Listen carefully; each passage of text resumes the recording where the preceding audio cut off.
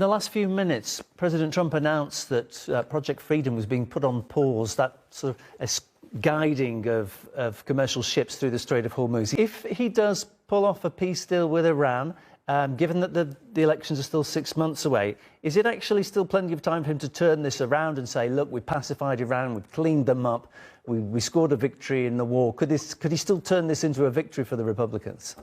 I don't think so. I think that it's clear to many Americans that this was the war really has been a disaster, that it was a huge mistake in judgment, and that nothing will have been accomplished. The goals that the administration set out to accomplish in this war, whether nuclear related, whether regime change, have not come to pass, have certainly not justified the expense that the United States has gone to and put on much of the rest of the world. Not that most Americans are focused on that. But the other major thing is that we have to really see a change in the economic indicators, which I talked about earlier.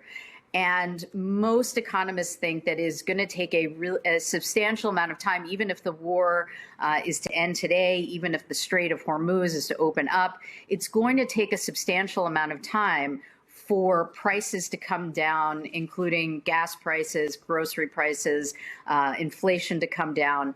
And so I think Republicans recognize that even if the war were to end today, that the problematic impacts in terms of the economy are going to be lasting for some time. I think it's really important to note that that a recent Gallup poll just found that 55% of Americans say that their financial situation is getting worse, and that is the highest rate in 25 years. That's a higher percentage of Americans who feel that their finances are getting worse than was the case in the 2008 recession and during the COVID pandemic. And that, of course, has been exacerbated by the situation in the Iran war, the shutdown of the Strait of Hormuz in particular.